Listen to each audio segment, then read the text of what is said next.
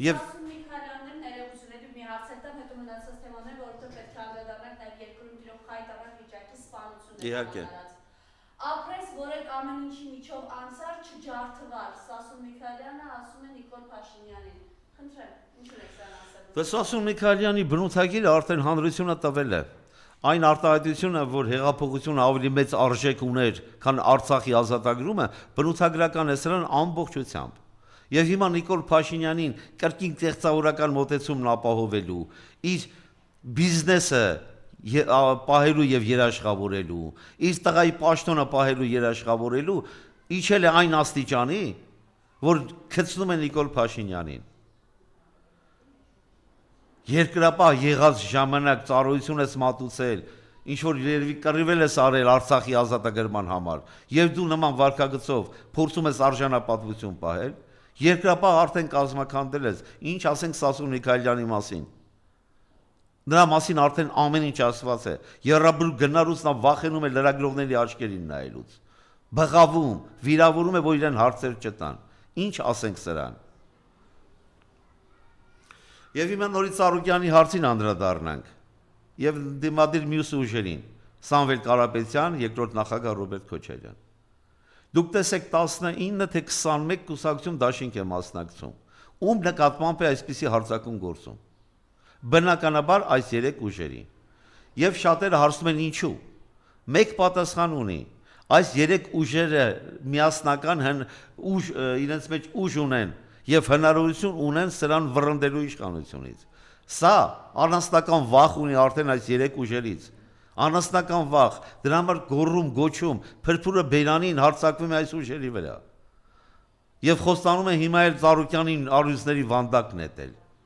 Լավ, գլխավոր դատախազ, դու գոյություն ունես ընդհանրապես։ Մարդը բացայտ ասում է, ես սպառնում եմ, որ սպանելու եմ։ Բռնություն եմ ենթարկելու։ Լավ, դու չունես իրավաբանական գիտելիք, այ աղջնակ։ Չես տենում, որ նա դիտավորյալ նաև քեզ է խոսելի դարձնում։ Հաստատապես համոզվելով, որ դու որևէ քրեական վարույթ չես սկսի իր նկատմամբ։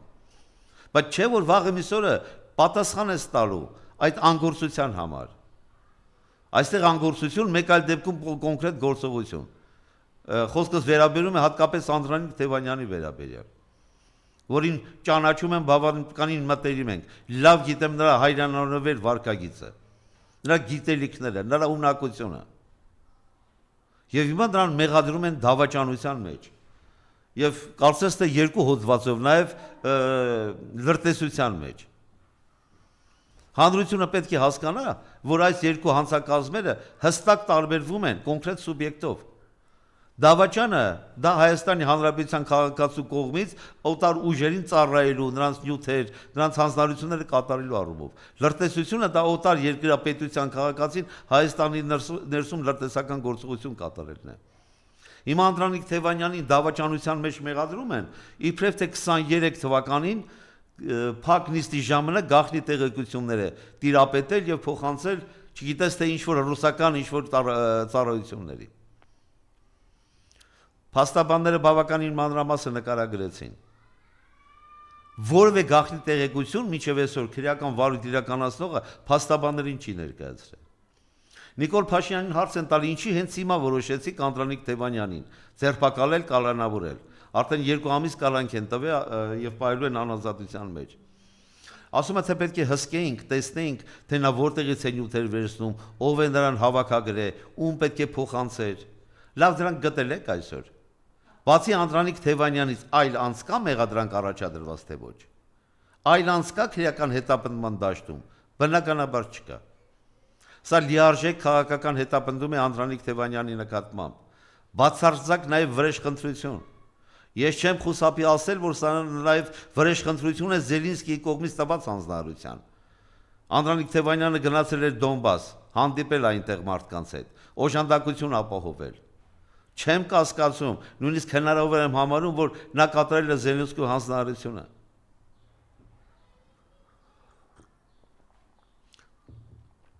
Եվ հիմա այս քարոզարշավի ընթացքում հանրապետությունում կրկին անգամ ավելի հզորանում եւ ահանգնանում է հանցավորության վիճակը։ Դուք տեսեք 2 օրվա ընթացքում սպանության ինչ ահավոր դեպքեր տեղ ունեցան Հայաստանում։ 3 զո 1 օրվա ընթացքում այս դեպքի որոշակի հրապարակման եւ բաց հարթակներում տրված տեղեկությունները ինձ հիշեցրեցին Վալոդյա Գրիգորյանի հետ կապված դեպքը, որ մինչև Վալոդյա Գրիգորյանի հետ կապված սպանությունը կանխարգելիչ իբրև թե գործողություն էին կատարում վրեժի առումով, որովհետեւ այլ հանցագործություն չկատարվեր,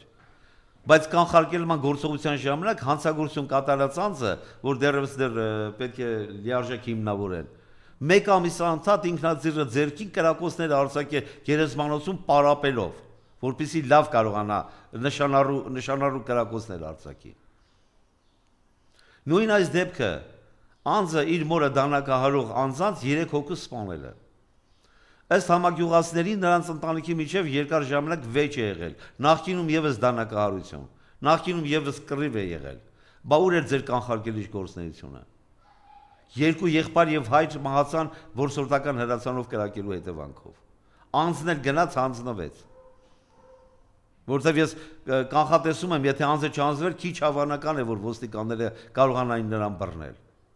Հիշենք Նոբարաշենի քրեակատարողական հիմնարկից փախուստի դիմաց անձը, ոնց էր հասել սահման եւ դքել Հայաստանի Հանրապետությունը։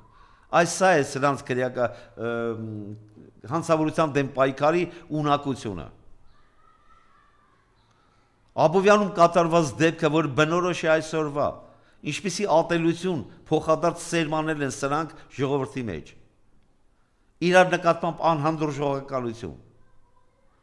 Ըստ տարածված տեղեկությունների սպանված անձը հայոյանք է դրել մոր հայոյանք, ով չընտրի Նիկոլ Փաշինյանին կամ ՔՊ-ին։ Եվ կանգնած անձածից մեկը դանակարել է սրան։ Տեսեք ուր է հասել ատելության սահմանը, այսինքն այդ սահմանն էլ չկա արդեն։ Եվ սա շարունակաբար լինելու է, որտեղ սա փողոցում ընկած կրկին սպառնում է ժողովրդին։ Մի բան նրանք դեռևս լավ չեն հասկանում։ Նիկոլ ընտրողը դա ընտրում է Թուրքին, ՔՊ-ին ընտրողը նա ընտրում է Ալիևին Էլդողանին։ Նրանց ընտրել ընտրողը բացում է Հայաստանի սահմանը։ 240 կիլոմետրից ավել տարածք տրվել ենք, ասերյան ասուր զեկուցում է, զորահանդես է անցկացնում, զորահանդես է ղեկավարում, լավ ջերմուկի հատվածի ադրբեջանական զորքը չսովածացավ մինչև այսօր,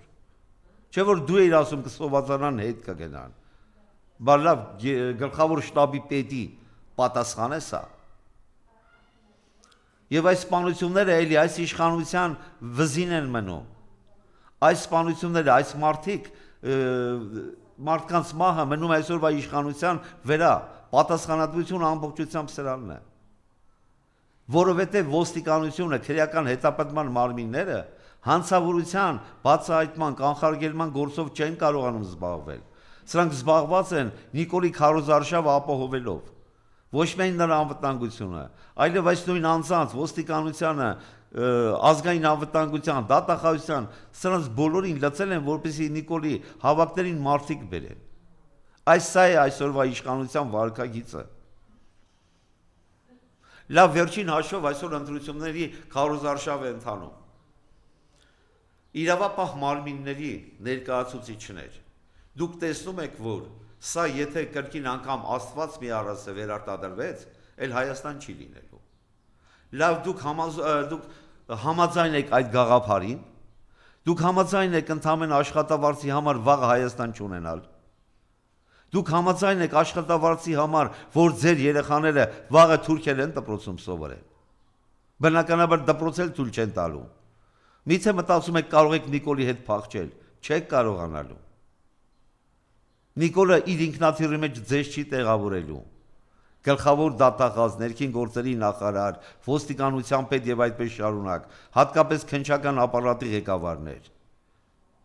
քննչական կոմիտեի եւ հակակոռուպցիոն կոմիտեի ծառայության ղեկավարներ, ազգային անվտանգության ծառայություն, դուք այլ բան ու գործ չունեք մասկաներով, հարձակվում եք ընդդիմադիր գործիչների վրա։ Դուք տեսեք պետական միջոցների ինչպիսի հզոր վատնում է իրականացնում, սա թրև է գալիս ամբողջ Հայաստանում պետական միջոցների մսխման միջոցով։ Պետական պահպանության հարյուրավոր ծառայողներ, ոստիկանության հարյուրավոր ծառայողներ, օպերատիվ հետախուզական ծառայություն իրականացնող քրեական ոստիկանության ծառայողները քաղաքացիական համազգեստով վխտում են միտինգների ժամանակ։ Նույնը վխտում են նաև ընդդիմադիր գործիչների հավաքների ժամանակ։ Փորձում են այլ նոր դոսիեներ ստեղծել ու նոր դոսիեներ